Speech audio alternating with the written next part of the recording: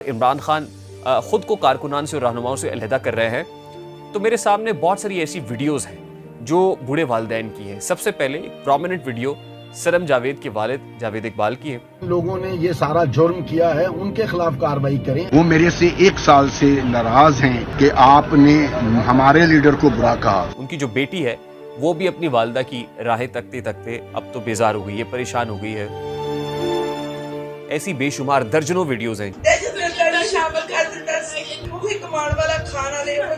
यतीम बच्चा जो है 14 साल का, वो भी बिहाइंड द बार्स रहा है, वो भी जेल में रहा है। वालिदैन नहीं है। थाने ले जाके मारा मुरा तो नहीं था आपको? नहीं मारा मुरा नहीं, वैसे वो जो बोलते रहे। कुछ माजूर बच्चे ऐसे थे जिनको पाकिस्तान तहरीके इंसाफ के लीडर्स की तरफ से वहां पर बुलाया गया था और फिर उनको भी वहीं बेयारो मददगार छोड़ दिया गया। यार खाना पीना भी नहीं मेरा, बस वापस जाना है, लेकिन किराया मिलेगा तो जाने का। आज सुबह से एक वीडियो गर्दिश कर रही थी और वो वीडियो है सुप्रीम कोर्ट ऑफ पाकिस्तान के सेरेमोनियल हॉल की।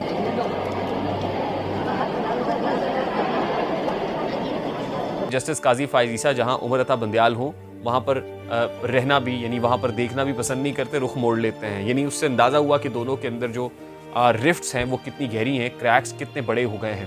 अस्सलाम वालेकुम मेरे साथ ऐसे पाकिस्तानियों, मेरा नाम रेहान तारिक है और आप मेरा यूट्यूब चैनल और फेसबुक पेज देख रहे हैं। दो इंपॉर्टेंट बातें हैं। पहली बात इमरान खान से ताल्लुक़ रखती है और दूसरी इमरान खान के मुबैना सहूलतकार चीफ जस्टिस उमर अता बंदयाल से और उनके इदारे से ताल्लुक़ रखती है। तो पहली बात की तरफ बढ़ते हैं जिसका बराह रास्त ताल्लुक़ इमरान खान से है। इमरान खान का वो स्टेटमेंट जो बरतानवी नशरियाती इदारे को इंटरव्यू देते हुए उन्होंने कहा कि ये जो कुछ हुआ ये रिएक्शन के तौर पर सामने आया और इसका ताल्लुक इमरान खान से नहीं बल्कि उनके रहनुमाओं और कारकुनान के साथ है, क्योंकि कारकुन और रहनुमा ये समझते थे कि GH के ऊपर धावा बोलना चाहिए, कारकुन और रहनुमा ये समझते थे कि जिना हाउस पर धावा बोलना चाहिए, कोर कमांडर हाउस को तहोबाला करना चाहिए। कारकुनान ये समझते थे कि शहदा के जो मुजस्मे हैं उनको बेतौकीर किया जाना चाहिए।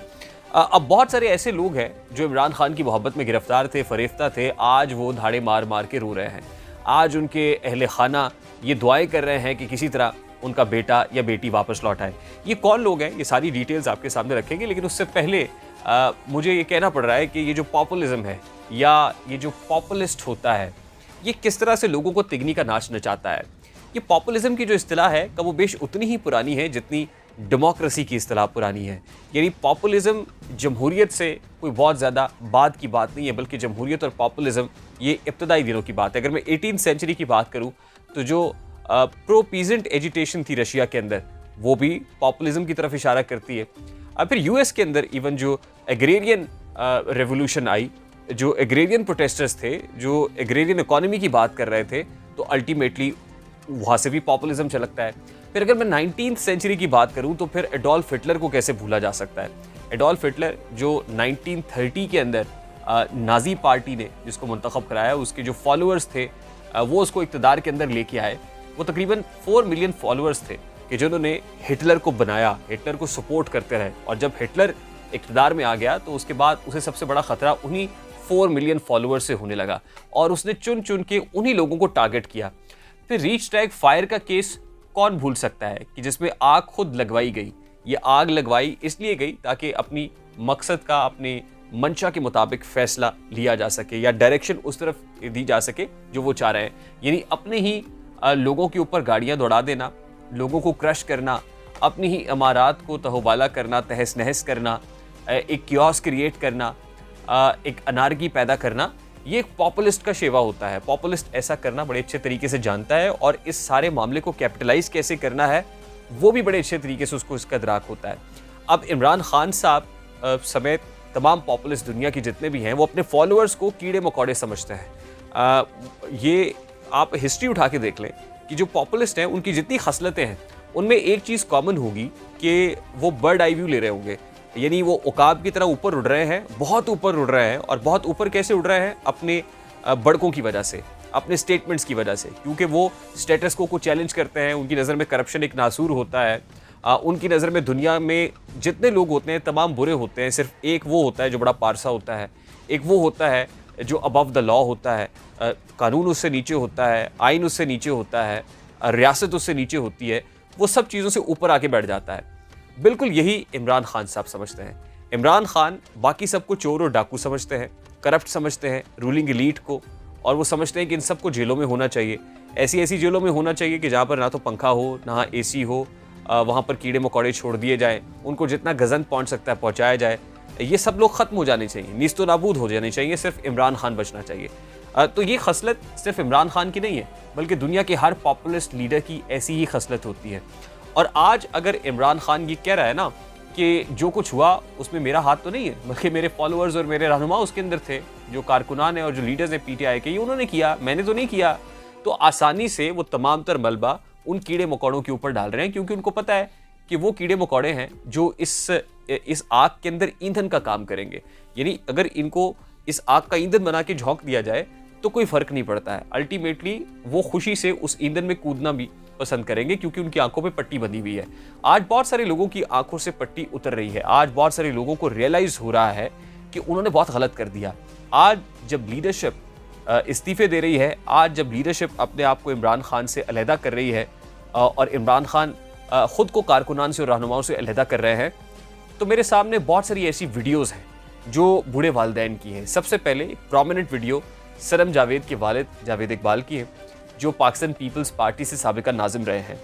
वो क्या कहते हैं, जरा उसकी एक हल्की सी झलक मुलाहिजा करें।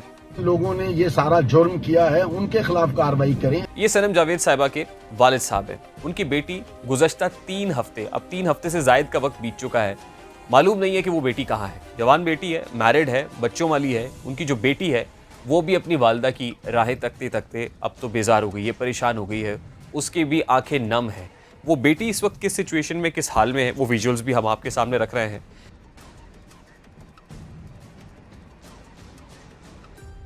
ये उसकी बेटी के तमाम तर मनाजिर हैं। एक इस बेटी से छोटा बेटा भी है। यानी ये छोटे छोटे बच्चे हैं जो अपनी माँ की राह तक रहे हैं। माँ कहाँ है? अब बिहाइंड द बार्स है। पता नहीं बिहाइंड द बार्स भी है या नहीं है, कहाँ है, किस जगह पे किसी नामालूम मकाम पर मुंतकिल कर दी गई है, कुछ पता नहीं है।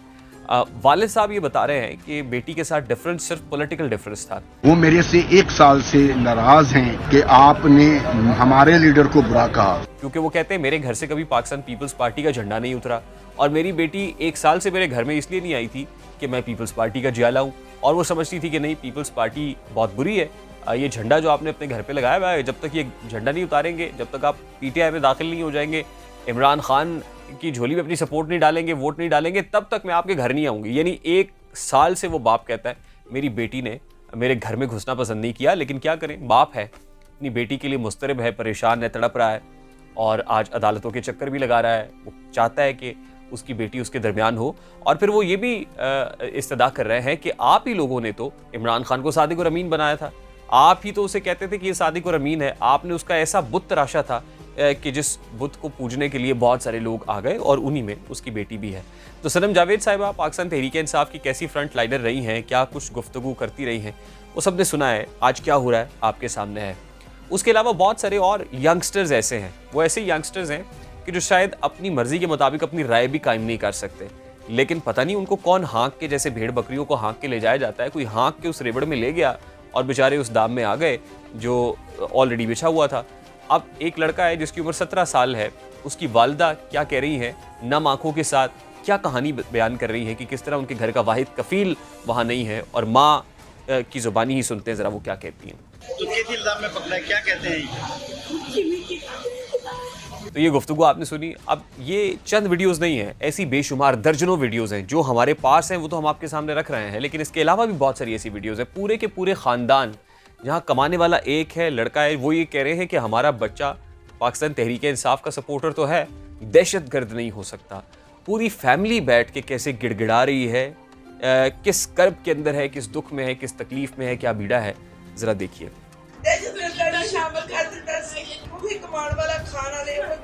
आपने देखा यतीम बच्चा जो है 14 साल का, वो भी बिहाइंड द बार्स रहा है, वो भी जेल में रहा है, उसकी वीडियो भी हम आपके सामने रख रहे हैं। वालिदैन नहीं है। रात को कहाँ सोते हो आप?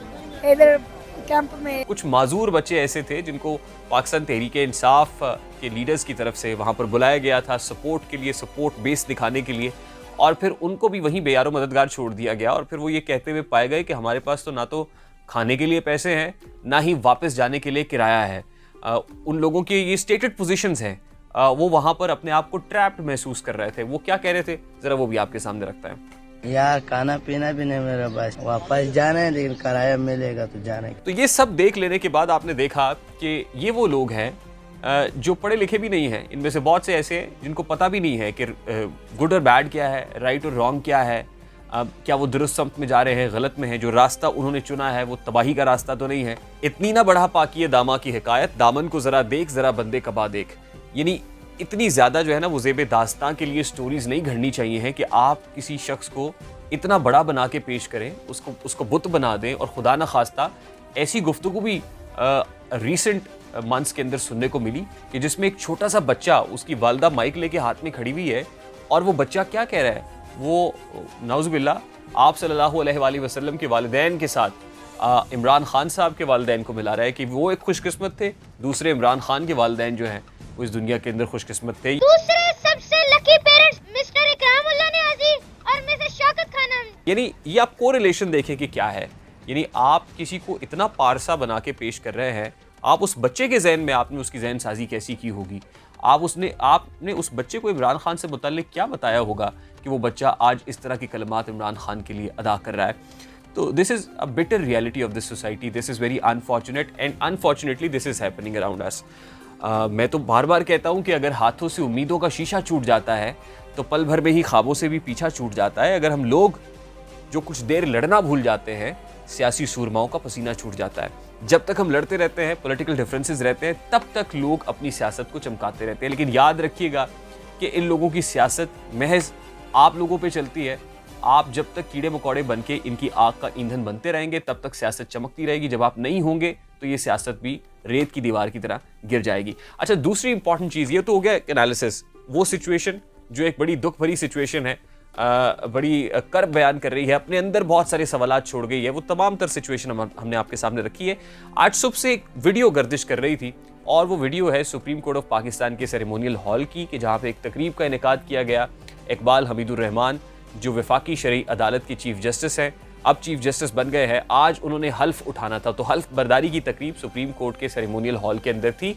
वो हल्फ जस्टिस उमर अता बंदयाल साहब ने लिया है और ब्रदर जजेस उमर अता बंदयाल साहब की भी मौके पे मौजूद थे। आज जब chief justice of Pakistan hall के अंदर आए तो उस वक्त जस्टिस काजी फाइज ईसा एक साहब से गुफ्तगू कर रहे थे। उमर अता बंदयाल साहब जब उस तरफ को आते हैं और उन साहब की कमर पे हाथ रखते हैं, उनसे मुसाफा करते हैं, तो काजी फाइज ईसा यूँ लगा कि रुख मोड़ गए, रुख फेर लिया। जैसे उन्होंने देखा उमर अता बंदयाल आ गए हैं तो वहाँ से उन्होंने अपना रुख मोड़ लिया।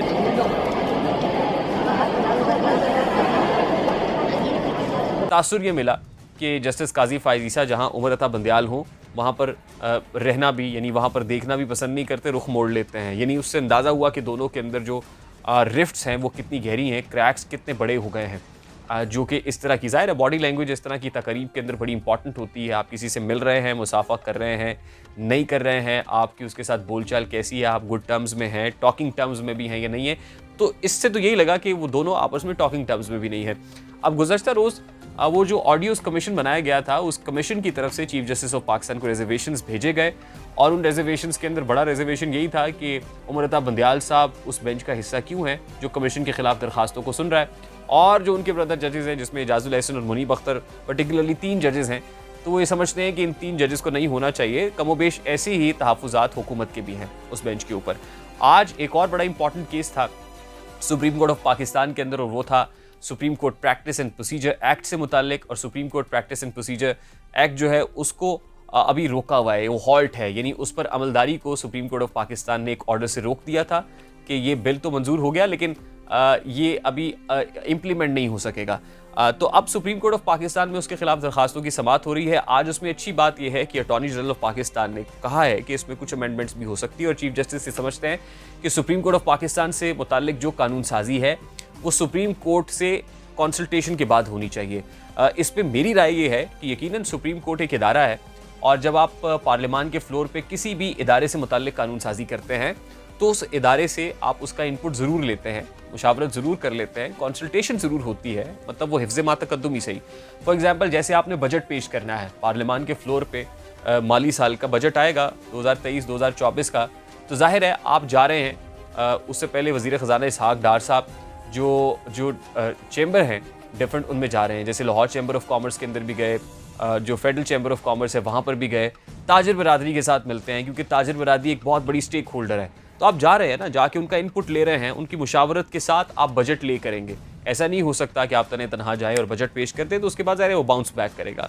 इसी तरह किसी भी इदारे की जो कानून साजी है उस इदारे को ऑन बोर्ड लेने के बाद होती है। यहाँ तक तो वो ये कहने में हक बजानिब है कि अगर आपने सुप्रीम कोर्ट ऑफ पाकिस्तान से मुतालिक लेजिस्लेशन करनी है तो आप सुप्रीम कोर्ट ऑफ पाकिस्तान से पूछ लें। अब ये समात मुलतवी कर दी गई है और इस नोट पे की गई है कि अटॉर्नी जनरल हुकूमत को कायल करेंगे, हुकूमत भी थोड़ी सी फ्लेक्सिबिलिटी का मुजाहरा करेगी, सुप्रीम कोर्ट को ऑन बोर्ड लेगी और कुछ तरमीम के साथ supreme court practice and procedure bill को मंजूर कर लिया जाएगा।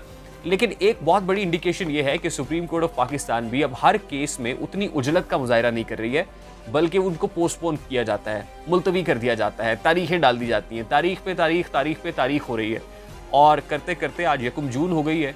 ज़ाहिर है तातीलात भी ऑफिशियली अनाउंस्ड हैं। इन तातीलात के अंदर भी चंद बड़े इंपॉर्टेंट नौयत के केसेस को सुना जा सकता है, अदरवाइज जजेस यहाँ पे हैं नहीं हैं, वेकेशंस के लिए बैरून मुल्क गए हुए हैं, कुछ नहीं कहा जा सकता। तो ये तो बात तय है कि सुप्रीम कोर्ट ऑफ पाकिस्तान बशमूल सदर ममलिकत का भी जो मिजाज है वो अब काफ़ी बदला सा है और हो वही रहा है जो कहीं पर चाहा जा रहा है या किसी जगह से फैसला सादर हो रहा है। मुझे रेहानदारी को इजाज़त दीजिए, अपना बहुत सारा ख्याल रखिएगा। अस्सलाम वालेकुम।